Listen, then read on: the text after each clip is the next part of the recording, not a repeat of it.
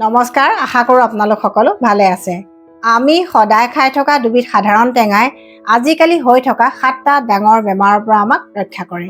এই টেঙা দুবিধ কি আৰু 7টা বেমাৰৰ পৰা আমাক কেনেকৈ ৰক্ষা কৰে আৰু টেঙা দুবিধৰ কি বিশেষ ঔষধি গুণ আছে, সহজ ঘৰুৱা দিহাত টেঙা দুবিধ কেনেকৈ ব্যৱহাৰ কৰিব পাৰে, এনেকুৱা বহুতো ইম্পৰ্টেণ্ট কথা আজি আপোনালোকক জনাম, যিবোৰ জানিলে আপোনালোক নিশ্চয় উপকৃত হ'ব। আমি সদায় ভাতৰ লগত খোৱা, চৰ্বত হিচাপে খোৱা বা বহুতেই চৰ্বি কমাবলৈ ৰাতিপুৱা খোৱা প্ৰথম টেঙাবিধৰ নাম হৈছে নেমু টেঙা। নেমু টেঙাই প্ৰতিৰোধ কৰিব পৰা প্ৰথম বেমাৰটো হৈছে কিডনী ষ্ট'ন, যিটো বেমাৰত আজিকালি বহুত মানুহে ভুগি থাকে। কিন্তু কথা হৈছে নেমু টেঙাই কেনেকৈ আমাক কিডনী ষ্ট'নৰ দৰে বেমাৰৰ পৰা বচাই ৰাখে। নেমু টেঙাত আছে চাইট্ৰিক এচিড, যিয়ে কিডনী ষ্ট'ন গঠন হোৱাত বাধা প্ৰদান কৰে আৰু আনকি কিছুমান সৰু সৰু কিডনী ষ্ট'ন গলি যোৱাটো সহায় কৰে। আমাৰ পেচাবত কিছুমান লৱণ আৰু খনিজ পদাৰ্থ থাকে, যিবোৰ কেতিয়াবা কিবা কাৰণত বা বিশেষ কাৰণত লগ লাগি ক্ৰিষ্টেল বা স্ফটিক আকাৰত জমা হয় আৰু তেতিয়াই কিডনী ষ্ট'ন গঠন হয়। কিন্তু নেমুত থকা চাইট্ৰিক এচিডে এই ক্ৰিষ্টেল বা স্ফটিক আকাৰত গঠন হোৱা প্ৰচেছটোত বাধা প্ৰদান কৰে, গতিকে কিডনী ষ্ট'নৰ পৰা ই নেচাৰেলি আমাক বচাই ৰাখে। গতিকে ভাতৰ লগত সদায় নেমু খালে বা নেমু চৰ্বত নিয়মীয়াকৈ খালে কিডনী ষ্ট'নৰ দৰে বেমাৰৰ পৰা আমি বাচি থাকিব পাৰোঁ। নেমু টেঙাই প্ৰতিৰোধ কৰিব পৰা 2 নম্বৰ বেমাৰটো হৈছে উচ্চ ৰক্তচাপ বা হাই ব্লাড প্ৰেছাৰ, যিটো বেমাৰত পৃথিৱীৰ বেছিভাগ মানুহে ভুগি থাকে। কিন্তু নেমু টেঙাৰ দৰে সাধাৰণ টেঙাটোৱে কেনেকৈ আমাক উচ্চ ৰক্তচাপৰ পৰা বচাই ৰাখে তাৰ কাৰণটো জানি লোৱাটো দৰকাৰ। নেমু টেঙাত আছে মেগনেছিয়াম আৰু পটাছিয়াম নামৰ খনিজ পদাৰ্থ, যিয়ে এজন সুস্থ ব্যক্তিৰ ব্লাড প্ৰেছাৰ বা ৰক্তচাপটো নৰ্মেল বা স্বাভাৱিক কৰি ৰখাত সহায় কৰে।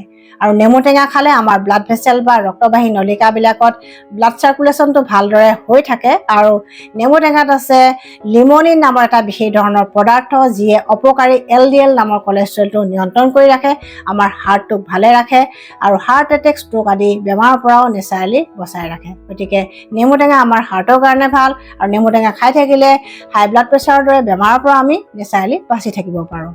3 নম্বৰ বেমাৰটো হৈছে এনিমিয়া বা ৰক্তহীনতা, যিটো বেমাৰত ইণ্ডিয়াৰ প্ৰায়বিলাক মানুহে ভুগি থাকে, বিশেষকৈ যুৱতী আৰু মহিলাসকল। কিন্তু বহুতৰে এটা ভুল ধাৰণা আছে যে টেঙা খালে তেজ পনীয়া হয়, সেইকাৰণে এনিমিয়া থকা ব্যক্তিসকলে টেঙা খাব নিবিচাৰে। কিন্তু এই ধাৰণাটো সম্পূৰ্ণ ভুল হয়। নেমু টেঙাৰ দৰে টেঙা খাদ্যবোৰে ৰক্তহীনতা বা এনিমিয়া প্ৰতিৰোধত নিয়ন্ত্ৰণ কৰে।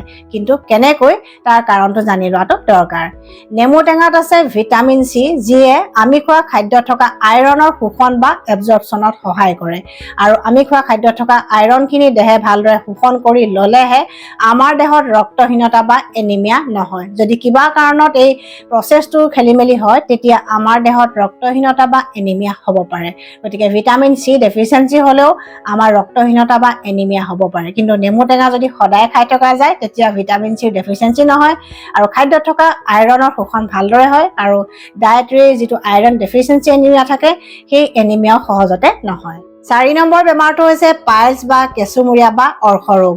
এই বেমাৰটোত বেছিভাগ মানুহে ভুগি থাকে, কিন্তু মানুহে প্ৰায়ে সাধাৰণ বেমাৰ বুলি ভাবি অৱহেলা কৰে বা আওকাণ কৰে, যাৰ কাৰণে তাৰ লক্ষণবিলাকে পেচেণ্টক যথেষ্ট কষ্ট দিয়ে। পাইলছ ৰোগীৰ এটা প্ৰধান প্ৰব্লেম হৈছে বা লক্ষণ হৈছে কনষ্টিপেশ্যন বা কৌষ্ঠকাঠিন্য, অৰ্থাৎ তেওঁলোকৰ প্ৰায়ে পেট পৰিষ্কাৰ নহয়। কিন্তু নেমু টেঙাত থকা ডায়েটৰী ফাইবাৰ বা আহে আমাৰ পেট পৰিষ্কাৰ কৰি ৰাখে, পায়খানা খোলোচা কৰে, যাৰ কাৰণে কনষ্টিপেশ্যন নহয়। আৰু কনষ্টিপেশ্যন নহ'লে পাইলছৰ সমস্যাও সহজতে নহয়, অৰ্থাৎ আমি নেচাৰেলি পাইলছ নামৰ বেমাৰটোৰ পৰা বাচি থাকিব পাৰোঁ। যি মানুহে ৰাতিপুৱা খালী পেটত এগিলাচ কুহুমীয়া পানীৰ লগত 2 চামুচ এল'ভেৰাৰ জুচ, এচামুচ নেমুৰ ৰস আৰু অকণমান মৌ মিহলাই নিয়মীয়াকৈ খোৱাৰ অভ্যাস কৰে, তেওঁলোকৰ কনষ্টিপেশ্যন নহয় আৰু পাইলছৰ সমস্যাৰ পৰাও নেচাৰেলি বাচি থাকিব পাৰে। নেমু টেঙাই প্ৰতিৰোধ কৰা 5 নম্বৰ বেমাৰটোৰ নাম হৈছে ইউৰিনাৰী ট্ৰেক্ট ইনফেকশ্যন, অৰ্থাৎ পেচাবৰ সংক্ৰমণ, যিটো বেমাৰত পুৰুষতকৈ মহিলাসকল বেছিকৈ আক্ৰান্ত হয় আৰু মহিলাসকলে যথেষ্ট কষ্ট ভুগিব লগা হয়। কিন্তু নেমু টেঙাই এই বেমাৰটো কেনেকৈ প্ৰতিৰোধ কৰে তাৰ কাৰণবিলাক জানি লোৱাটো দৰকাৰ। নেমু টেঙাত আছে ভিটামিন চি, যিয়ে আমাৰ দেহৰ ইমিউনিটি ষ্ট্ৰং কৰে আৰু ইকলাই নামৰ এটা বেক্টেৰিয়াৰ কাৰণে ইউৰিনাৰী ট্ৰেক্ট ইনফেকশ্যন হয়। আৰু এই বেমাৰটোৰ প্ৰধান লক্ষণকেইটা হৈছে পেচাব জ্বলা পোৰা কৰা, কৰা, পেচাব খুব সঘনাই হোৱা, পেচাব কৰাৰ পিছত আৰু কৰিম ভাৱ এটা অহা, কেতিয়াবা তল পেটৰ বিষ হোৱা, কঁকালৰ বিষ হোৱা, পেচাবত গন্ধ অহা আৰু পেচাবৰ ৰং ঘোলা হোৱা, পেচাবৰ ৰং কেতিয়াবা কাঢ়া হোৱা, ৰঙা হোৱা, এনেকুৱা ধৰণৰ লক্ষণে দেখা দিয়ে। কিন্তু নেমু টেঙাত আছে ভিটামিন চি আৰু এই ভিটামিন চিয়ে আমাৰ দেহৰ ইমিউনিটি ষ্ট্ৰং কৰে।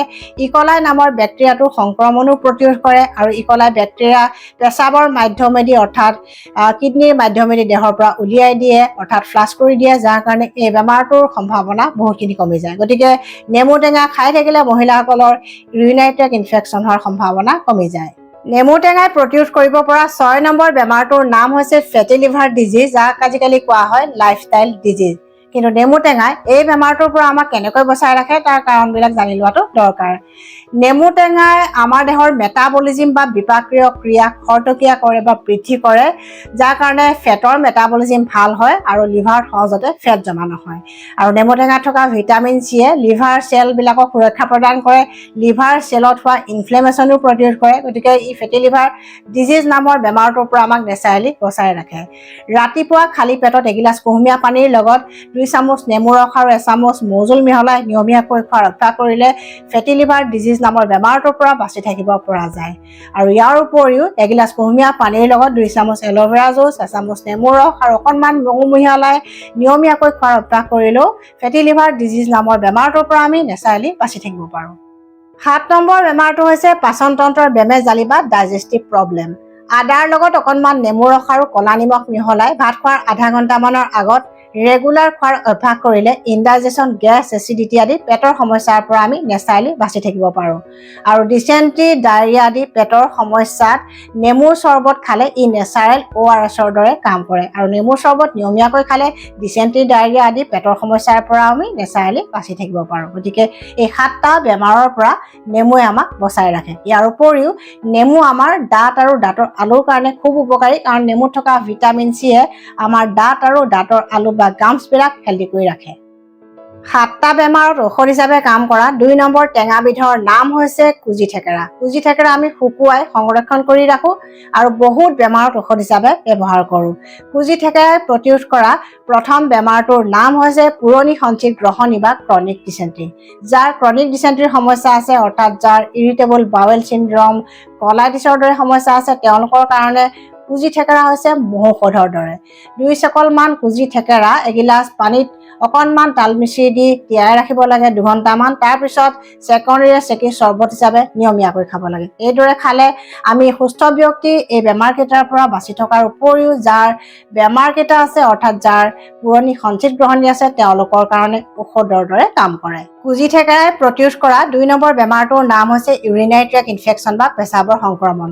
কুজি থেকেৰাৰ চৰ্বত খুব শীতল স্বভাৱৰ হয় অৰ্থাৎ ইয়াৰ কুলিং প্ৰপাৰ্টিজ আছে, সেইকাৰণে কুজি থেকেৰাৰ চৰ্বত খালে ইউৰিনাৰী ট্ৰেক্ট ইনফেকশ্যনৰ দৰে বেমাৰবিলাকৰ পৰা আমি নেচাৰেলি বাচি থাকিব পাৰোঁ। গৰম দিনত কুজি থেকেৰাৰ চৰ্বত খোৱা মানুহৰ ইউৰিনাৰী ট্ৰেক্ট ইনফেকশ্যন সহজতে নহয় আৰু যাৰ এই বেমাৰ আছে তেওঁলোকৰো খালে তেওঁলোকৰ বাবেও ঔষধৰ দৰে ই কাম কৰিব।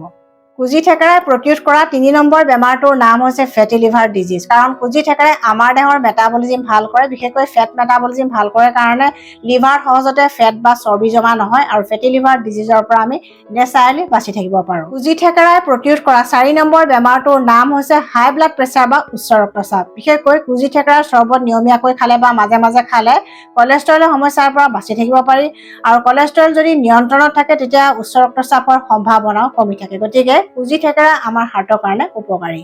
কুজি থেকেৰাই প্ৰতিৰোধ কৰিব পৰা 5 নম্বৰ বেমাৰটোৰ নাম হৈছে অৰ্শ ৰোগ বা পাইলছ।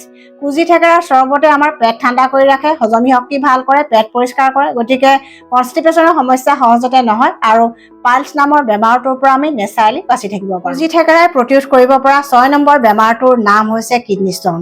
কুজি থেকেৰাৰ চৰ্বত স্বভাৱত শীতল আৰু মূত্ৰজনন বা ডাইউৰেটিক হোৱাৰ কাৰণে কিডনী আমাৰ পৰিষ্কাৰ কৰে, পেচাব পৰিষ্কাৰ কৰে। গতিকে পেচাবত যিবিলাক অলাগতিয়াল বৰ্জিত পদাৰ্থ বা টক্সিনছ থাকে সেইবিলাক কিডনীৰ মাধ্যমেদি ওলাই যায়। যিবিলাক মিনাৰেলছ বা চল্টৰ কাৰণে বা যিবিলাক ডিপজিট হয় কিডনী ষ্ট'ন ফৰ্ম হয় বা গঠন হয় সেই সকলোবিলাক পেচাবৰ মাধ্যমেদি ওলাই যায়, যাৰ কাৰণে কিডনী ষ্ট'ন সহজতে নহয়। গতিকে কুজি থেকেৰাৰ চৰ্বত খালে আমি কিডনী ষ্ট'নৰ দৰে বেমাৰটোৰ পৰা বাচি থাকিব পাৰোঁ।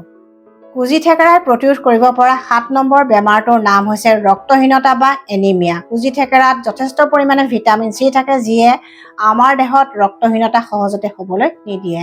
ইয়াৰ উপৰিও কুজি থেকেৰাৰ আৰু বহুতো ঔষধি গুণ আছে। বিশেষকৈ যিসকলৰ মেদবহুলতাৰ সমস্যা আছে বা যিয়ে ৱেইট লছ কৰিব খোজে, তেওঁলোকে কুজি থেকেৰাৰ চৰ্বত নিয়মীয়াকৈ খালে যথেষ্ট সুফল পাব। কিন্তু তাল মিচিৰি নিদিয়াকৈ খাব পাৰিলে ভাল, কাৰণ মিঠা খালে ইয়াৰ ৰিজাল্টটো হয়তো ভাল নাপাবও পাৰে। কিন্তু তাৰ লগতে সঠিক খাদ্য আৰু সঠিক শাৰীৰিক পৰিশ্ৰম বা এক্সাৰচাইজৰো দৰকাৰ, কাৰণ অকল এটা খাদ্যই আপোনাৰ উদ্দেশ্য হয়তো সফল কৰিব নোৱাৰিবও পাৰে। গতিকে এই কথাখিনি আপোনালোকে আজি যদি ভাল পাইছে, প্লিজ শ্বেয়াৰ কৰিব ভিডিঅ'টো, আৰু নতুন ভিউৱাৰসকলে মোৰ চেনেলটো ছাবস্ক্ৰাইব কৰিবলৈ নাপাহৰিব। Stay healthy, stay happy.